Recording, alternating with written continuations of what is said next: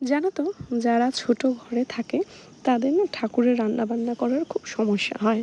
ওই ঠাকুরের রান্নাবান্নার জন্য আলাদা বাসন কুসন, অত গ্যাস, মানে অত জায়গা থাকে না প্রথমত। আর দ্বিতীয়ত মানে গ্যাস, নিজেদের গ্যাসে রান্না করা তো আরও সেটাও একটা ঝামেলা, সমস্ত কিছু নতুন করে ধোয়া মোছা করা সেটাও একটা ঝামেলা। যার জন্যে আমি অনেকেরই এক দেখেছিলাম ভিডিওতে এরকম মিনি কুকারগুলো। তো আমি এরকম একটা মিনি কুকার কিনে ফেলেছি, যেটাতে সমস্ত ধরনের রান্না করতে পারবো, আর যাতে বেশি বাসন কুসনও লাগবে না, আমার অসুবিধেও হবে না। তো মিনি কুকারটা আমি কিনেছিলাম গত 19শে জ্যৈষ্ঠ, লোকনাথ বাবা তিরোধান উৎসবে একটা ছোট্ট করে ঘরে পুজো দিই।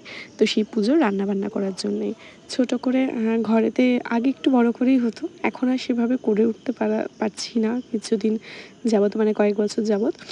তো যাই যেটুকুনি পারি নিজেই করি, রান্নাবান্না সব নিজেই হাতেই করি।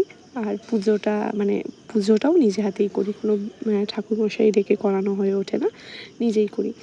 সকাল সকালে এখানে আমি সমস্ত কিছু কাটাকুটি করতে বসে পড়েছি।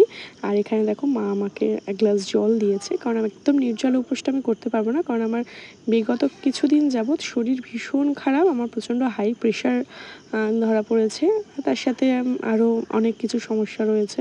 তো বেশ অনেকগুলো ওষুধ আমাকে খেতে হয়, তো তার জন্য আমাকে শুধু এখানে জল দিয়ে গেছে যাতে মেডিসিনগুলো খাই। তো আমি এদিকে পুজোর মোটমাট জোগাড় করে নিয়েছি।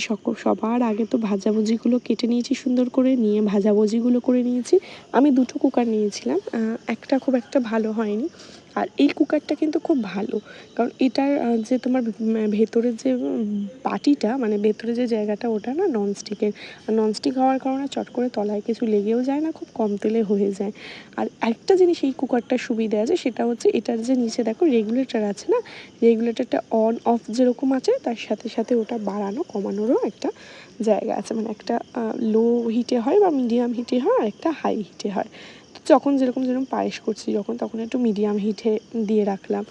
আর পায়েস তো জানো, পায়েস করার সময় একদম চোখ সরানো যায় না। তো পায়েসের জন্য আমার এখানে নতুন করে কী রেসিপি দেবো সবই তো তোমরা জানো। পায়েস করেছি, সুজি করেছি, এখানে মালপোয়াটা ভেজে নিচ্ছি।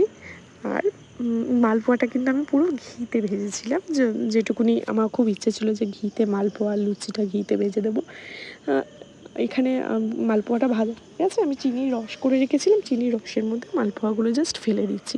এটা আমি দেখো আলুর দম মশলাটা কষছি, খুব বেশি পরিমাণে তো করার ব্যাপার নেই, কারণ খুব একটা আমাদের তো সেরকম লোকজন আসার বা কিছুর ব্যাপার নেই। এখানে দেখো আলুর দমে একটু বলে দিই, কাজু বাদাম বাটা, পোস্ত বাটা, এগুলো সব আমি আস্তে আস্তে মশলায় অ্যাড করছি।